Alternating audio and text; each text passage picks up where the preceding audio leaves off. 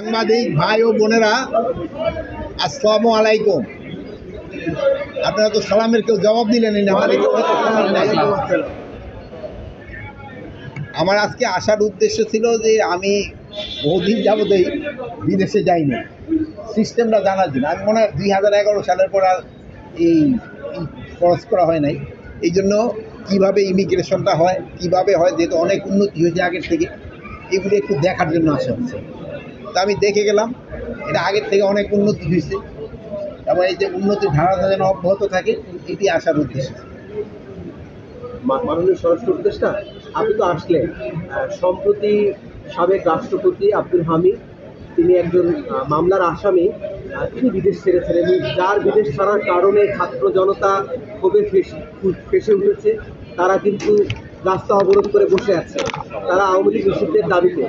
এই যে একটা পরিস্থিতি, অনাকাঙ্ক্ষিত পরিস্থিতি, এই পরিস্থিতির জন্য দায়ী কারা?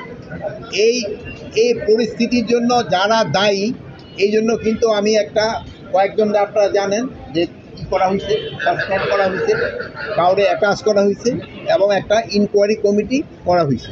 ইনকোয়ারি কমিটিতে মনে হয় 3 দিন কার্য দিবসের ভিতরে তাদের রিপোর্টটা সাবমিট করতে বলা হয়েছে এবং ওই রিপোর্ট সাবমিট করার পরেই যারা এটার জন্য দোষী তাদের এগেস্টে আইনানুগ ব্যবস্থা নেওয়া হবে। অন্য উপদেষ্টা একটা জিনিস জানার বিষয়, সেটা হচ্ছে উপদেষ্টা সাবেক রাষ্ট্রপতিকে নিষেধাজ্ঞার ব্যাপারে একটা নিষেধাজ্ঞা ছিল এসবির পক্ষ থেকে আপনাদের কাছে পাঠিয়েছিল, সে বিষয়ে আপনারা কতটুকু জানেন? আমাদের কাছে এরকম কোনো নিষেধাজ্ঞা পাঠাইছে কিনা আমি জানি না। এটা বিভিন্ন মিডিয়া ছাপা হয়েছে। বিভিন্ন মিডিয়ায় তো অনেক সময় ভাই আপনি অনেক কথা একটা শোনেন, অনেক কথা বলেন, কিন্তু আমার কাছে এই ব্যাপারে কোনো কিছু নাই। আপনি যেহেতু বললেন, আমি আবার ইনভেস্টিগেশন করে থেকে এসপি অফিস থেকে যদি স্বরাষ্ট্র মন্ত্রণালয়ে কোনো কাগজ পাঠাইছে আমার জানা নাই। এই জন্য কিন্তু একটা ইনকোয়ারি কমিটি করা হয়েছে, যেহেতু ইনকোয়ারি কমিটিটা এটা পুঙ্খানুপুঙ্খানু দেখে এটার বিরুদ্ধে একটা আইনানুগ ব্যবস্থা নেওয়ার জন্য বলবে এবং এটার জন্য যারা দোষী তারা কেউ আইনের আওতায় তাদের শাস্তি পেতেই হবে। ইন্টারপোলের মাধ্যমে শেখ হাসিনাকে ফেরত আনার কথা বলা হচ্ছিল। এখন যে পরিস্থিতি আছে, একটা যুদ্ধাবস্থা ভারত পাকিস্তান, এই সময় কি আনার প্রক্রিয়াটা আপনারা জোরদার করবেন কিনা? এটার জন্য তো প্রক্রিয়া সবসময় জারি আছে। আপনারা জানেন ইন্টারপোলের আচ্ছা ঠিক আছে, যেহেতু উনি তো সাইডে, এই জন্য ইন্টারপোলের মাধ্যমে আমরা তো চেষ্টা করতেছি। অনেক তো জানেন যে এইটা তো ইন্টারপোল তো আমার কথার সাথে সাথে তো কাজ করবে না। আমি হয়তো মহিদুল্লাহ সাথে সাথে বলি কাজ হবে, কিন্তু ওইটা তো আর আমার আন্ডারে না। ওইটা তারা সময় হয়তো তারা তাদের আইন কানুন মতো তারা ব্যবস্থা নেয়। আপনারা ব্যবস্থা নিয়েছেন? একটা বিষয় জানতে চাচ্ছি, সেটা হলো যে আমার সূর্য বড় ভাই কিছুক্ষণ আগে ছাত্রদের যে আন্দোলন সে বিষয়ে বলেছেন। একটি বিষয় জানতে চাই যে আপনাদের পুলিশের পক্ষ থেকে প্রধান উপদেষ্টার বাসভবনের সামনে 144 ধারা জারি করা হয়েছে, সেটা কি এখন পর্যন্ত বলবৎ আছে কিনা?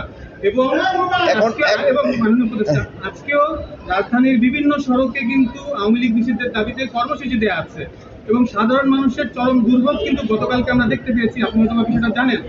এই বিষয়গুলো নিয়ে আপনি কোনো ব্যবস্থা নেবেন কিনা? সাধারণ মানুষের যেন দুর্ভোগ না হয় এই জন্য কিন্তু আপনারাও ব্যবস্থা করতে, সবাই কিন্তু আপনারাও সচেতন করতে পারেন। সবারই দাবি দেওয়াটা যদি রাস্তা ছেড়ে এমন জায়গায় করে যেখানে জনগণের ভোগান্তি না হয়, ওই জায়গায় করতে পারলে সবচেয়ে ভালো। এই ব্যাপারে সবচেয়ে বেশি আপনারা আমাদের সাহায্য করতে পারেন। আপনারা যদি জনগণকে সচেতন করেন এবং যারা তাদের দাবি দেওয়াগুলি আমি অযৌক্তিক কারণে বলবো না, তখন যদি যৌক্তিক দাবি থাকে প্রপার জায়গায় করলে সবচেয়ে ভালো। এখন দেখছেন যে তারা কিন্তু প্রথমে এক জায়গায় যেখানে বলার পরে তারা কিন্তু শিফট করে গেছে অন্য জায়গায়। এখন ওই জায়গায় তো কিছুটা জনভোগান্তি হচ্ছে, তারপরে ওনারা কিন্তু ওই অ্যাম্বুলেন্স এবং গাড়ি ঠাড়ি যাওয়ার জন্য কিন্তু এরা সুযোগ করে দিচ্ছে।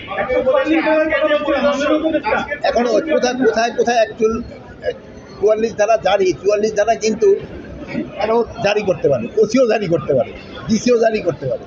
এখন কোথায় 44 ধারা জারি আমি এই মুহূর্তে বলতে পারবো না। শেষ প্রশ্ন, মাননীয় উপদেষ্টা।